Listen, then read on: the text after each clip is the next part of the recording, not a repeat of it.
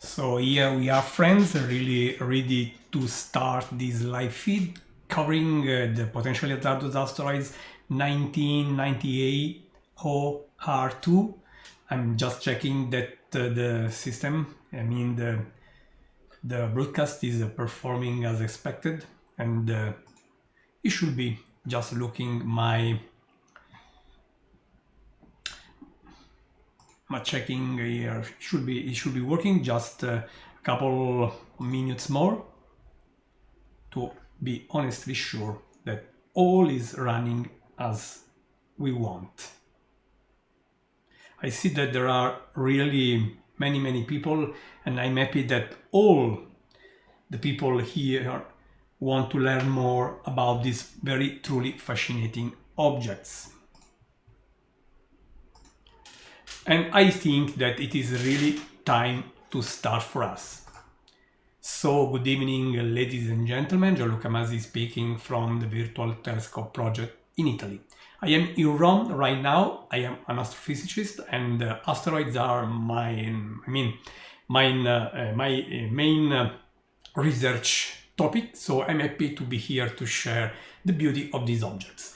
Before we start observing this object, before we go to check about the weather, I want to apologize if yesterday we could not run our live feed because we wanted, but we had plenty of clouds there, and despite the technology, when it is cloudy, we, the astronomers, can do just one thing: going to bed, just to take some rest after our sleepless night. And I also want to remember that the project, the Virtual Telescope Project, which I have the honor to represent, being its scientific director, acknowledges some very important partners, technological partners, and they are Unitron Italia Instruments, Software Bisque and C-Web, as well as Planewave Instruments, Santa Barbara Instruments Group, and Bader Planetarium. I also want to thank all the international media which supported this event and making possible for more than 500,000 people joining our website over the last 20 hours, more or less. I hope that the weather will be with us tonight. Well, the weather is better, significantly better than yesterday, but you know, when you have to do these things, Murphy is always out there. I want to say one thing. This asteroid is already leaving, and if you were worried without reasons actually about this asteroid, you know that your worries were basically false, because we knew that the asteroid was approaching us, but it was staying very far away from us, more than 16 times the average lunar distance. So we knew they were more than 6 million kilometers, really a lot. And we knew that nothing was going to happen, but a lot of people, I don't know why, were really worried, and now they can understand that they had nothing to be worried about. And I hope that next time you will not be worried with this kind of objects, with asteroids.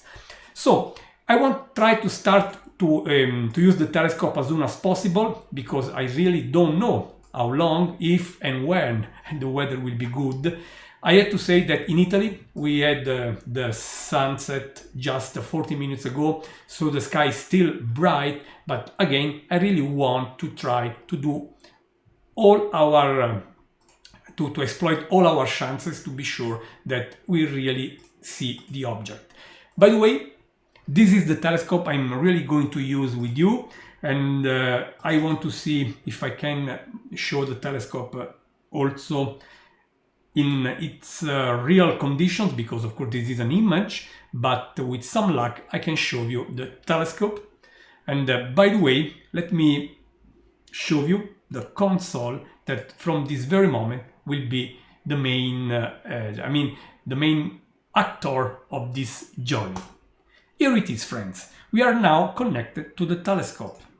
The telescope is about 90 kilometers away from me. I am in Rome. The telescope is 90 kilometers south of Rome. And here you can see in the light of twilight the telescope, which is already pointed in the right position, in the right direction. I will tell you a bit more about this. But as you can see, there is still some scattered light all around. It is not broad night. So I have to check this and understand if how much this can limit our observing, but I'm confident that if the weather at least is clear, we can see something.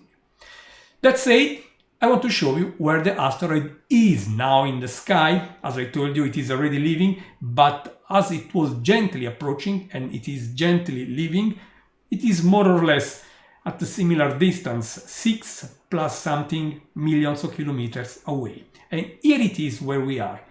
Look at this map, friends. It is just a simulation of the night sky, of the sky just above the observatory, okay? And you can see on the bottom part of this reference, these red, yellow circles, it is where the object is and where the telescope is pointing right now.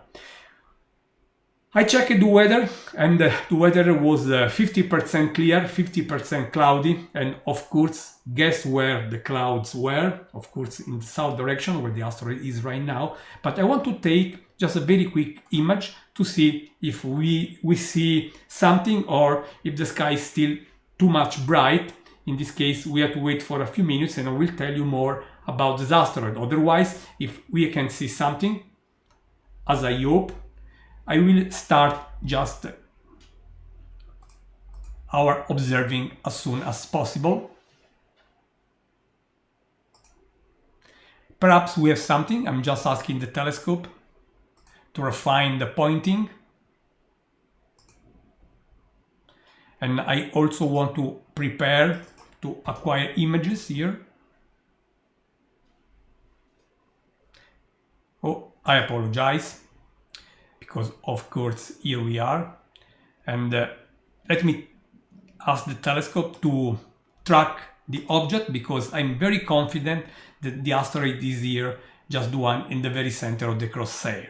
Now I start taking images, but we are already seeing it. Let me take a 10 seconds image just to be sure that we have something, because when clouds are around you have to rush, and at least I want to take something before using this time to talk. Let me see what will happen now with this image, if the parameters I'm using are good or not. And we have an image here, and from the shadow I see in the background, I can really understand that we have some clouds around, but here it is, friends, the asteroid. Well, I guess this is the asteroid. How I can understand if this is the real asteroid? Because seconds after image after image, the asteroid, it is moving, and so this dot of light should move across the sky, and the stars you see around should move, because the telescope is actually tracking, okay, the asteroid. And look here, the stars are moving while the asteroid is still here. So this is the real object. But let me do something. I'm happy that we are just observing this object together live. So friends, in the center of the crosshair, please see the potentially hazardous asteroid 1998 OR2 shared live thanks to the Virtual Telescope project technology in central Italy. And this is the asteroid, friends. The potentially hazardous asteroid we have been talking a lot about. And a lot of people, as I told you, were really worried without reasons. Now I asked the telescope to take a longer exposure, and we are collecting images, a series of images, and I will tell you what is happening also, because I really want you feel like an astronomer this evening. What is happening here, friends? You know, there is the asteroid somewhere up in the sky, and I showed where. In the southern part of the sky in Italy, in the Hydra constellation, okay? I asked the telescope to point the expected position, and we know where the asteroid is because we know its orbit, and the same orbit making possible for us to say it will not hit us, by the way. Now the telescope is there, and I asked our electronic eye, our very sensitive digital camera, to take images back to back, while the telescope is tracking the asteroid, because the asteroid is moving, okay, around the sun, and seen from the Earth, it is moving across the stars. And image after image, a new image is coming every 20 seconds. I need 20 seconds. This is a long exposure. Many people doing photography out there, so you can understand the concept of a long exposure. You have to gather light for 20 seconds in this case to record these faint objects. The asteroid, by the way, it was not visible. It is not visible with the naked eye. You need a telescope, a small telescope at least. But image after image, if you look at the stars, look here, the stars are moving. They are slowly sliding on the upper left, while the asteroid is dead center, because the telescope is tracking the very peculiar motion of the asteroid. The telescope is tracking the peculiar motion of the asteroid, and the stars are left there, just sliding. And if you take a longer exposure, we will do while the sky is getting darker and darker, otherwise we will burn the exposure. We will try to see the benefit of this. Friends, this is the asteroid. I'm very proud and happy that at the very end, to so many people out there, the Virtual Telescope project is literally showing the beauty of this amazing experience. And I really hope that you are not worried. There were no reasons for this. We know a lot of asteroids. We have more than 500,000 orbits in the Minor Planet Center database. And we know about 20,000 asteroids we call near-Earth asteroids, because they are moving on orbits, bringing them in the proximity of the Earth. But I say the proximity of the Earth. I'm not telling you they are eating us. If I say I am coming with my car in your proximity, you are not understand. You are not believing that I'm going to crush you, okay? And we have, I say, 20,000, a bit more than 20,000 of these things. And if you look it better, you find that there is a subgroup that requires perhaps a bit more attention because they are funny. And we call them potentially hazardous asteroids. This is one of the most intriguing names ever used in science, and it is a very important name that we need to explain why we have our potentially hazardous asteroid in the very center of the crosshair. What is a potentially hazardous asteroid? Please consider that you have three words here: potentially hazardous asteroid. For some reason, people forget the first one. They just think to a hazardous asteroid. No, potentially hazardous asteroids.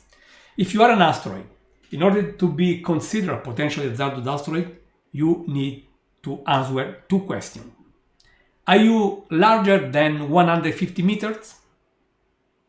If yes, I have another question. Are you coming closer to the Earth? Are you approaching the Earth closer than 7.5 million kilometers? If again you answer yes, so you have yes and yes to my questions, you deserve the potentially hazardous asteroid label. In other words, a potentially hazardous asteroid is an asteroid larger than 150 meters and coming closer than 7.5 million kilometers. That's all. I don't understand from where people from here people can fear that it is going to hit. It just means you are larger than something and coming closer than something, that you are very interesting, and I will keep an eye on you to better track you, to better follow up your future approaches. That's all. Potentially hazardous asteroids is something, collision is another thing. So please keep this in mind. And after all, collisions by themselves are not so bad in principle. I hope you have seen a shooting star, and after all, what a shooting star is, if not a collision between our planet through its atmosphere and a very small particle of interplanetary dust just jumping into the atmosphere. And image after image, while I see there is some turbulence, we are looking very low, just 20 degrees. Look at the bottom right in the screen, a lot of info on the screen. And there, the wind and also the clouds and also the turbulence. You know what turbulence is if you've been flying for a while, even if these very hard times are forcing us to stay at home, and we have to do this to win this battle. And while we are at home, just waiting to go back to normal life, we can enjoy the beauty of the night sky. And this asteroid is for me a resort, because it's a chance for us, the astronomers, to tell you what a near-Earth asteroid is and why there is nothing to be worried about.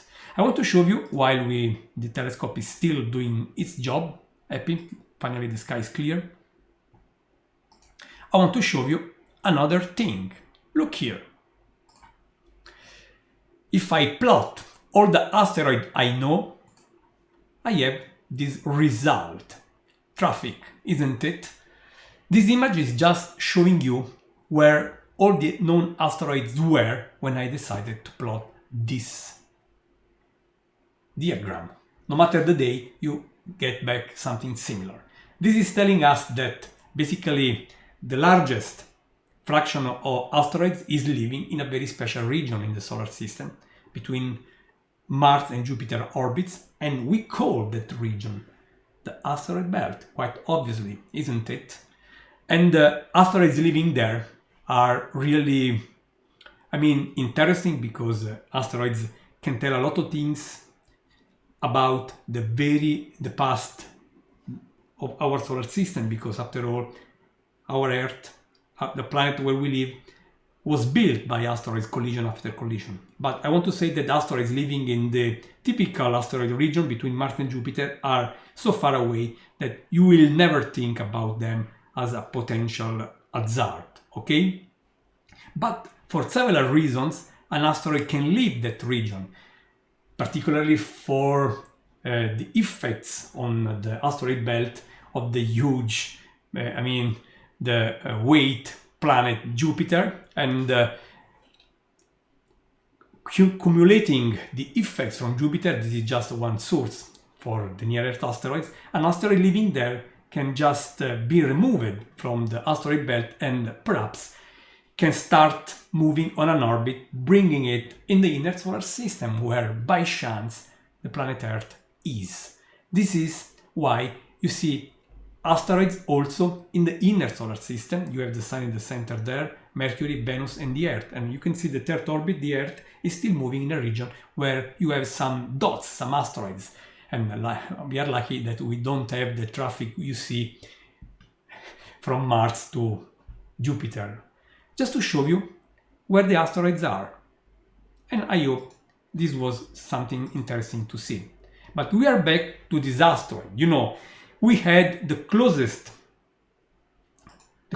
approach with it few hours ago, more or less 9 hours ago.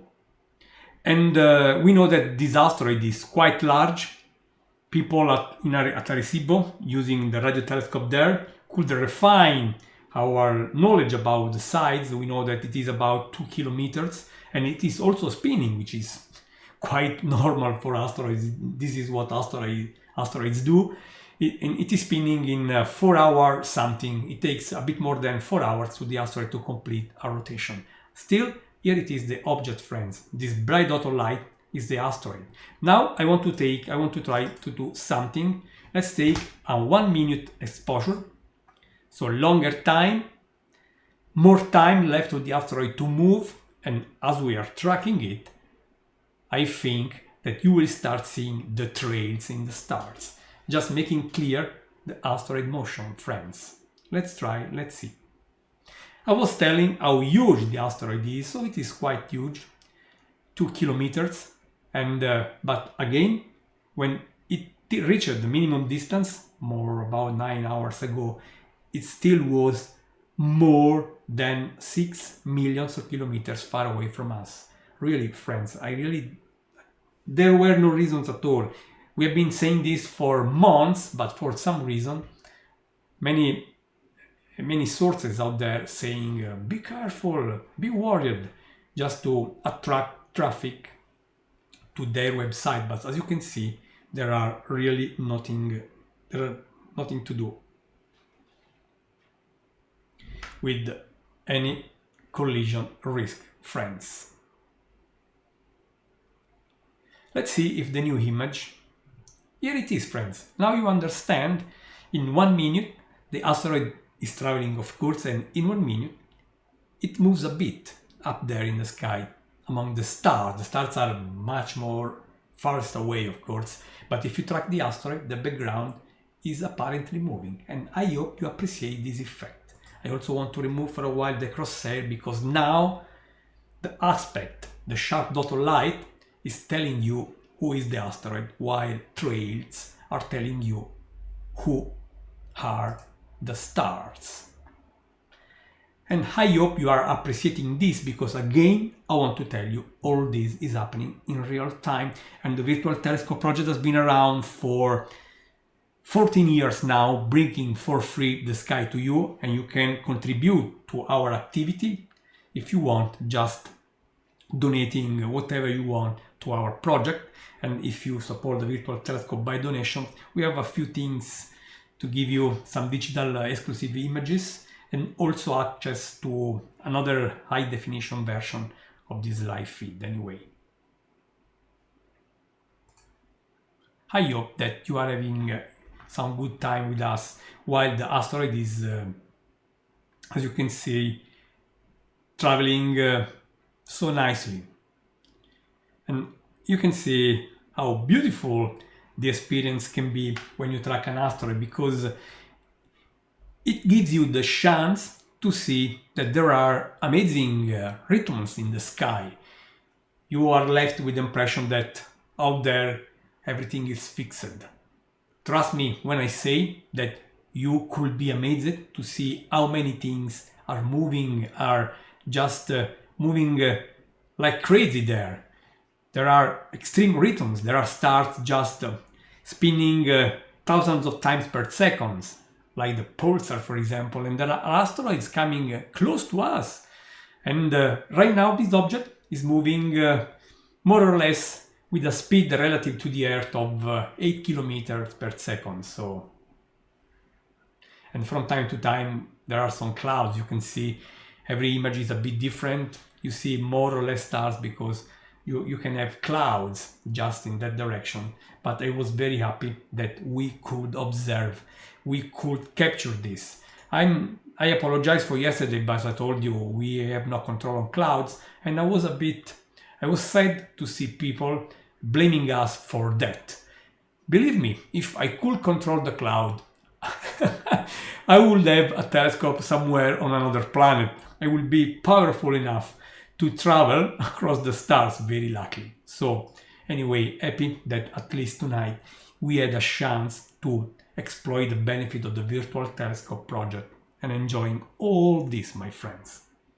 I see really a lot of people connecting, and I'm happy because it means that the beauty of the sky can still attract a lot of people.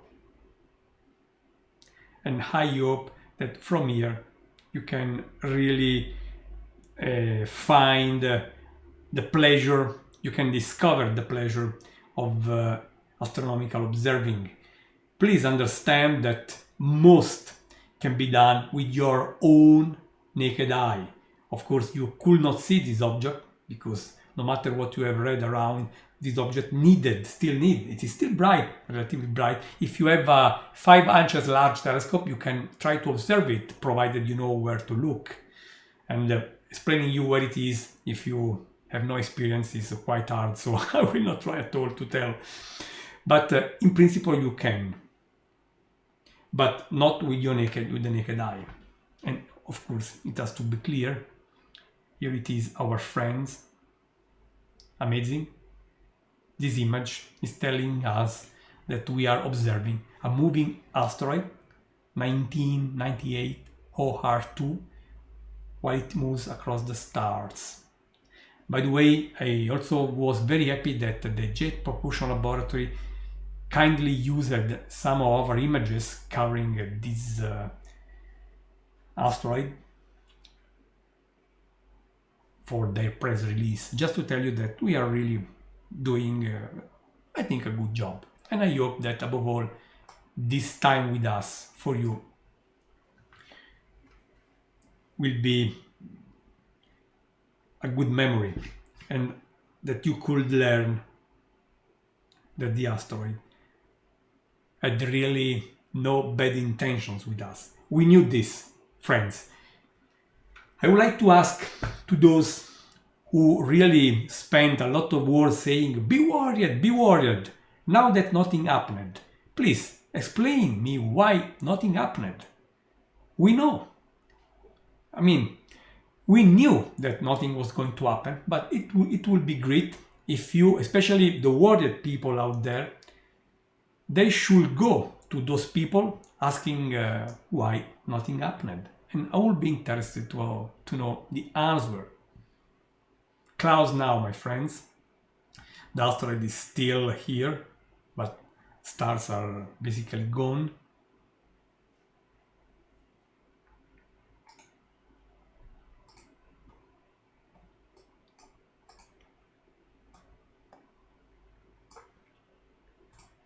But happy that at least we could have some fun, some fun with it.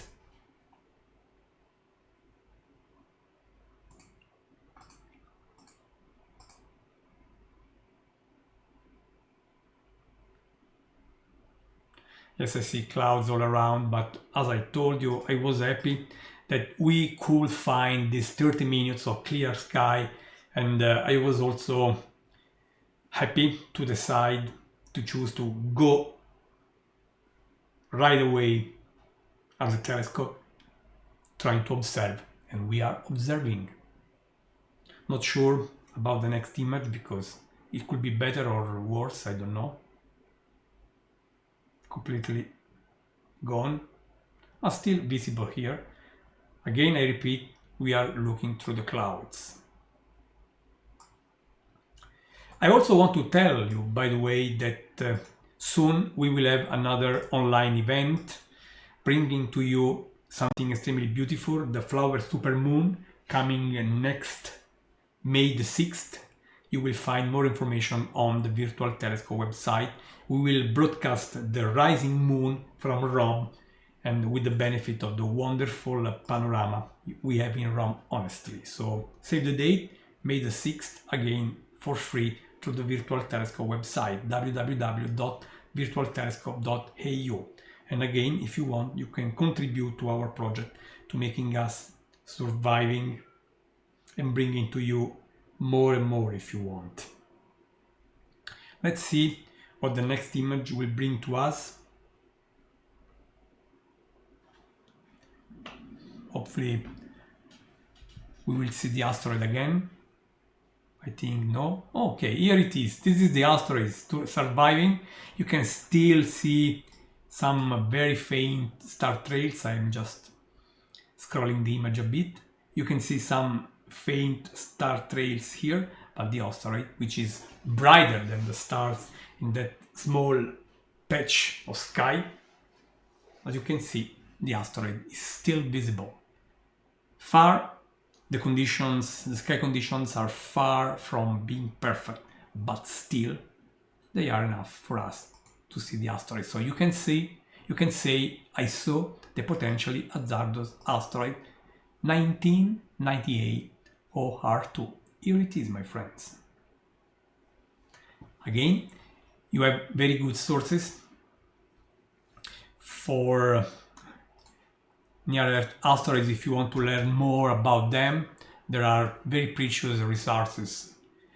One of them is the Center for Near-Earth Object Studies at the Jet Propulsion Laboratory. They really do a wonderful job, and there you will find information on the upcoming close approachers, and you can learn a lot of things, also with very nice plots showing the orbits of those funny asteroids. Really a good source. And another source is the Minor Planet Center website.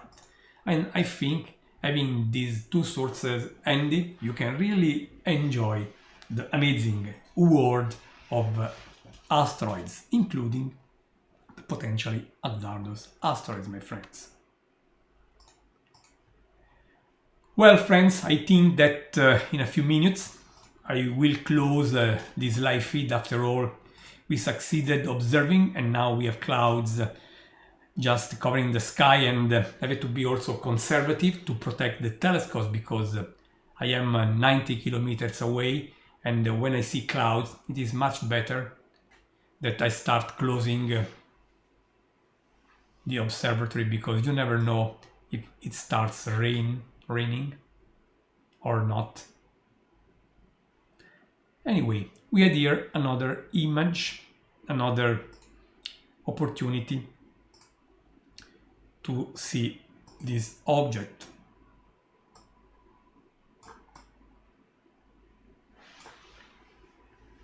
So while we still see a surviving glimpse of the asteroid, I'm really going to tell you that it was a pleasure for me to share for a while the live view of the potentially hazardous asteroid 1998 OR2.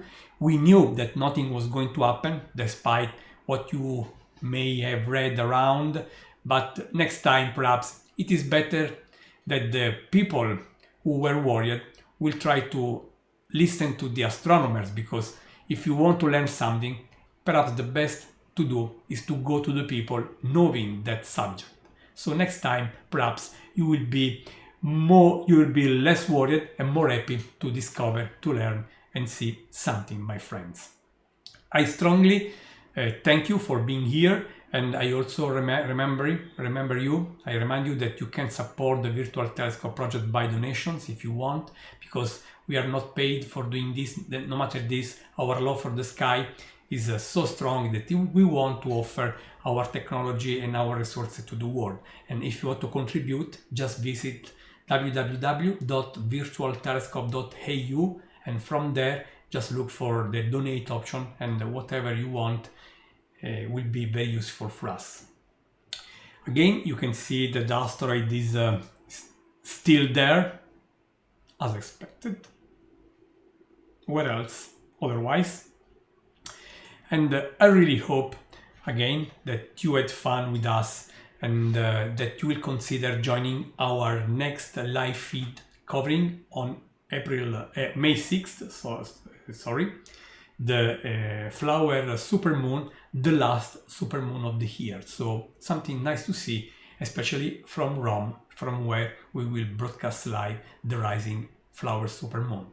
That's all from Gianluca Masi Virtual Telescope Project. And again, keep looking up and stay safe at home if needed, just to win our battle against the coronavirus. Take care, my friends, and again, thank you for joining the Virtual Telescope. It was this journey of discovery. Bye.